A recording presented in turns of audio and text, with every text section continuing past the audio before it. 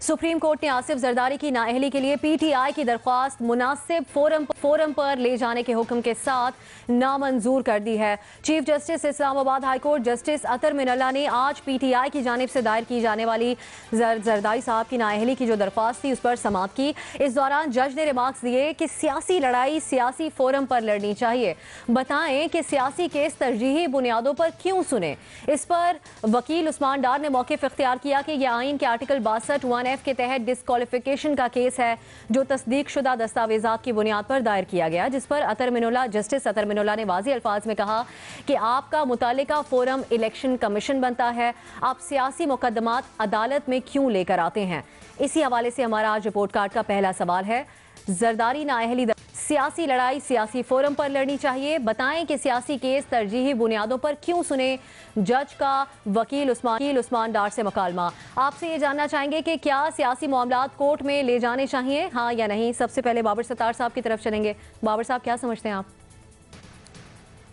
देखिए, नहीं लेके जाने चाहिए, और उसकी जो कानूनी वजह है वो तो ये है कि एक हमारी ट्राइकॉटमी ऑफ पावर्स हम कहते हैं कि तीन मुख्तलिफ हमारे इंस्टीट्यूशंस हैं। जुडिशरी एक इंस्टीट्यूशन है, लेकिन पार्लियामेंट भी है, एग्जीक्यूटिव भी है, और उसके बाद हमने इलेक्शन कमीशन जैसे कॉन्स्टिट्यूशनल फोरम्स भी बना रखे हैं।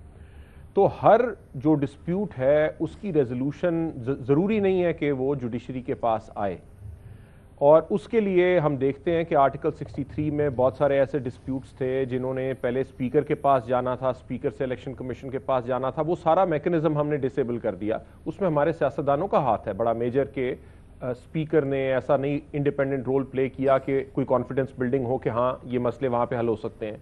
फिर इलेक्शन कमीशन के ऊपर उंगलियाँ उठती रहीं। बहुत सारे जो इलेक्शन रिलेटेड मैटर्स हैं वो वहीं पर जाने चाहिए, लेकिन वहाँ पर हमारे फिर पॉलिटिकल पार्टीज उसने भी उस फोरम को भी हमने कंट्रोवर्शियल बनाया। उस फोरम ने खुद भी कोई बहुत अच्छा रोल प्ले नहीं किया। जब अदालत में सियासी मुकदमा आता है तो वो अदालत एक नॉन पार्टिजन बॉडी है। जब आप उसमें सियासी मुकदमा लाएंगे तो जो भी फैसला होगा आधे लोग उसे सियासी तरीके से कम देखेंगे। जब किसी बड़ी पॉलिटिकल पार्टी का फैसला आता है, और हमने ये पिछले 4-5 साल में तो बहुत ज्यादा देखा, उससे फिर हमारी अदालतें पॉलिटिसाइज होती हैं। जिस सियासी पार्टी के हक में फैसला होता है उसके सपोर्टर्स अदालत को सपोर्ट करते हैं, दूसरे क्रिटिसाइज करते हैं। तो अदालत की जो साख है as an independent non partisan body वो मुतासर होती है, और इसके लिए बाकी कॉमनवेल्थ कंट्रीज में स्पेशली अमेरिका वगैरह में एक डॉक्ट्रिन है जिसे कहते हैं पॉलिटिकल क्वेश्चन डॉक्ट्रिन।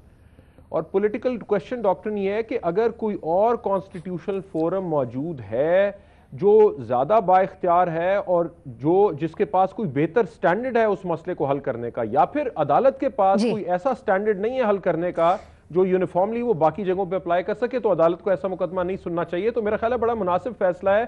62-63 का बहुत बढ़ावा दिया गया है पिछले 5-7 साल में। बड़ा अच्छा हो कि जुडिशरी इसे अब समेट सके थोड़ा सा। जी, इस मामले पर यहाँ पे भी मुखालफत होती रही है इस तरह के इशूज़ को अदालतों में लेके जाने पर। नहीं का आप ऑप्शन ले रहे हैं, लेकिन हसन निसार साहब, पहले की अगर एग्जाम्पल्स को देखते हुए पे और इस नौयत का जो मामला है, आपके ख्याल में ये सियासी तौर पर हल हो सकता है फिर? देखिए, मेरा तो इन मामलात में बिल्कुल ही मेरा तो स्टांस ही और तरह का है, और नया नहीं है, 10 साल का नहीं, 15 साल का नहीं, 20 साल का नहीं। देखिए, सियासी मामलात होते हैं सियासतदानों के। ये लोग, ये ना सियासत है ना ये सियासतदान है, ये सब हैं फॉर्चून हंटर्स। कभी गौर करें, हम ये जमहूरियत है और फलाना है, आई डोंट नो किधर खोबे में फंसी हुई कौम है, फंस गए हैं, बस फैशन है जिसके आदी हो गए हैं। ये कभी गौर करें कि ये सियासत है।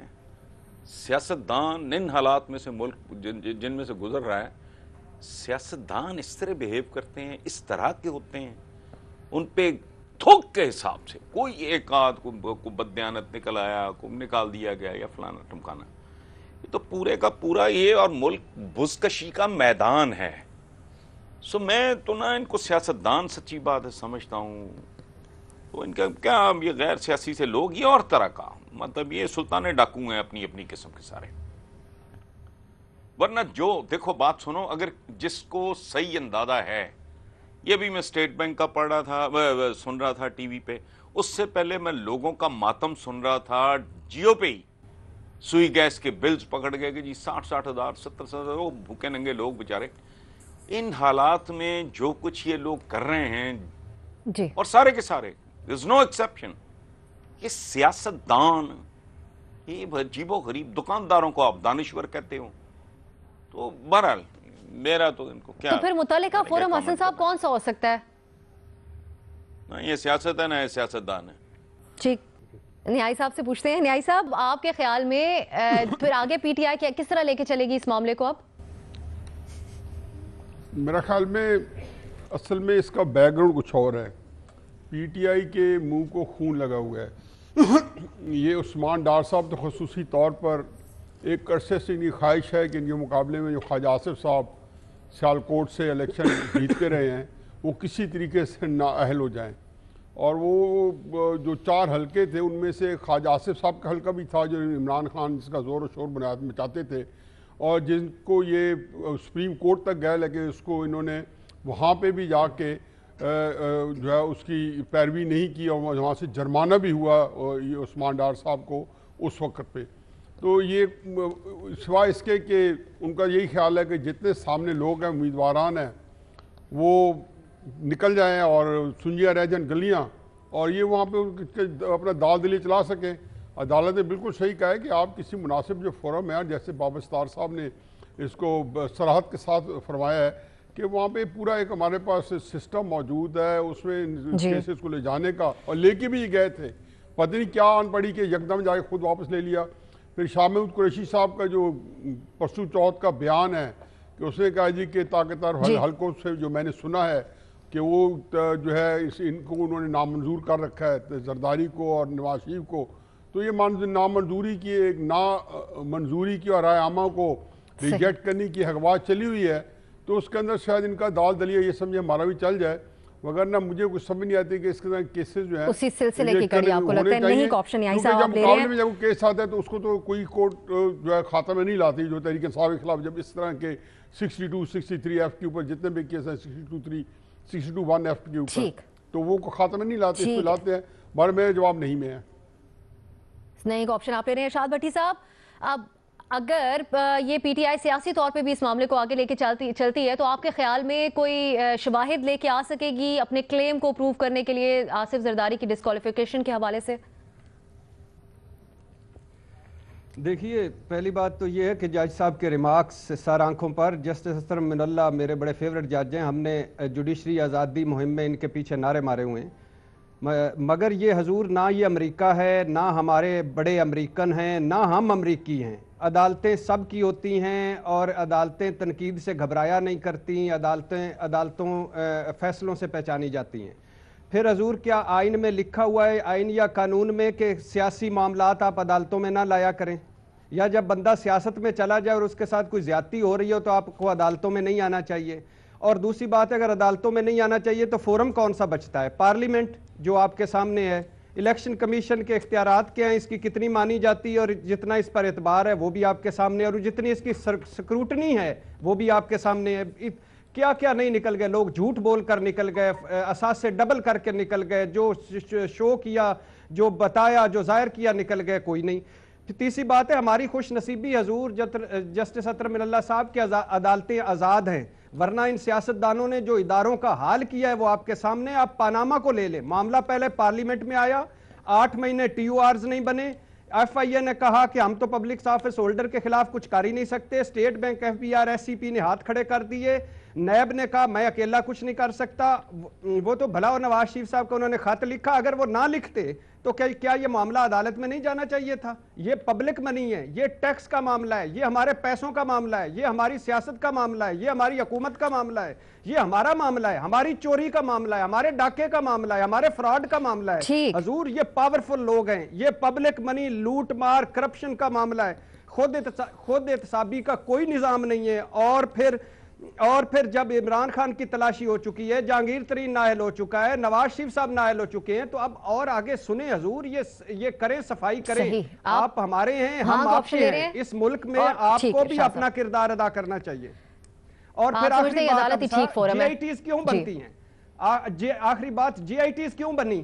اس لیے بنی کہ جو ادارے جن پہ لوگ، جو بڑوں نے جو اپنے لوگ وفادار اور ملازم لگائے تھے وہ احتساب نہیں کر سکتے تھے، اس لیے جی آئی ٹیز بنی۔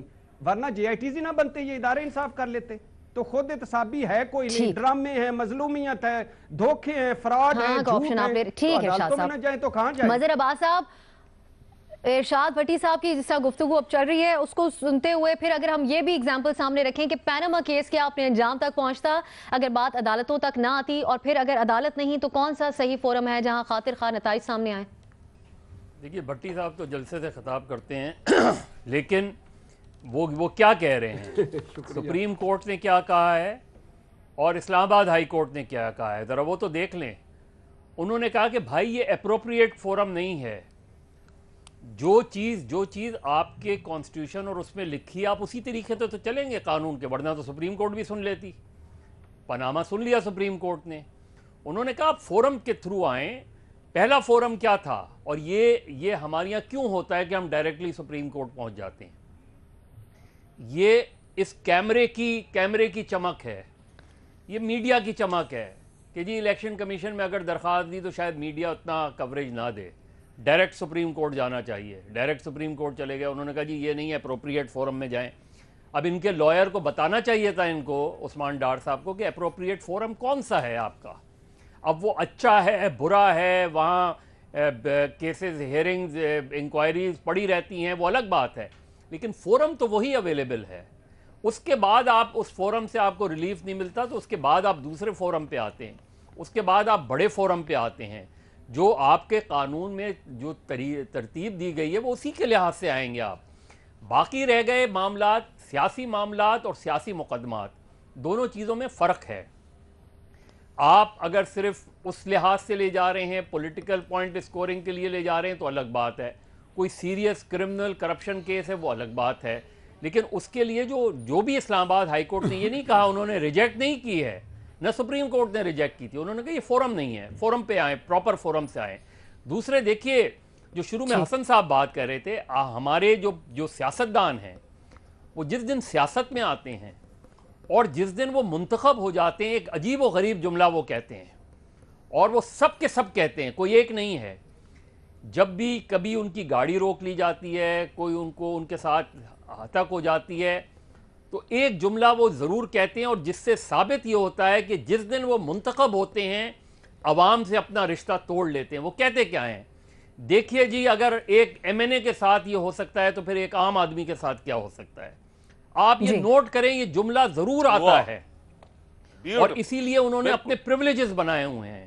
پریولیج موشن کیا ہے کہ جی میرے ساتھ کیوں ہو گیا, اگر میرے ساتھ یہ ہو سکتا ہے تو ایک عام آدمی کے, یعنی آپ اپنا رشتہ ایک عام آدمی سے توڑ لیتے ہیں. تو ہمارے یہاں یہ پرابلم رہی ہے. کانسٹیٹیوشنل کورٹ کی بھی ڈیبیٹ رہی ہے کہ جی کانسٹیٹیوشنل کورٹ ہونا چاہیے. تو ڈیپینڈ کرتا ہے کہ آپ کون سا کیس لے جا رہے ہیں, لیکن فورم وہی ہوگا, چاہے وہ پارلیمنٹ ہو, اچھی ہو بری ہو. اگر پارلیمنٹ ہے تو پارلیمنٹ کے تھرو, الیکشن کمیشن ہے تو الیکشن کمیشن کے تھرو آپ اسی طریقے سے آتے ہیں. تو میرا خیال یہ ہے کہ یہ اپروپریٹ فورمز نہیں استعمال کرتے. اور پولیٹیکل ڈیبیٹ الگ چیز ہے کہ پولیٹیکل معاملات آپ لے جاتے ہیں, سیاسی مقدمات لے جاتے ہیں, اور اس کی وجہ سے آپ اپنی اعلیٰ عدلیہ کو متنازع بنا لیتے ہیں. صحیح. بابر ستار صاحب, ارشاد بھٹی صاحب جس طرح گفتگو کر رہے تھے, پھر فورمز کے حوالے سے تو کنفیوژن رہ جاتی ہے, کیونکہ کوئی کیس سپریم کورٹ ایکسیپٹ کر لیتی ہے اور وہ چلتا بھی ہے آگے, لیکن کوئی کورٹ جو اس طرح کا کیس بھی ہوتا ہے جو اسلام آباد ہائی کورٹ میں ہی نہیں مسترد ہو جاتا ہے. تو کنفیوژن تو ہے پھر اس حوالے سے. دیکھیے کنفیوژن نہیں ہے. ارشاد بھٹی صاحب میرے بھائی ہیں, بالکل میرے ساتھ بیٹھے ہوئے ہیں. انہیں میں کسی وقت دکھاؤں گا الیکشن ایکٹ 2017 اور اس میں کیا پاورز دی گئی ہیں الیکشن کمیشن کو. الیکشن کمیشن ایک ٹرائیبونل کے طور پہ فنکشن کرتا ہے, اور ہمارے آئین کے اندر یہ لکھا گیا ہے کہ الیکشن ڈسپیوٹس جو ہیں وہ الیکشن کمیشن سالو کرے گا, اور کوئی سالو نہیں کرے گا فورم. اسی طرح پھر ہائی کورٹ بنی, سپریم کورٹ بنی. جب ہم سارے مقدمے سیدھے سپریم کورٹ لے جانا شروع کر دیتے ہیں تو 17 جج صاحبان وہاں بیٹھے ہیں. یہ 215-20 ملین کا ملک ہے. یہاں پہ ہر بندے کا مسئلہ سیدھی سپریم کورٹ نہیں سن سکتی.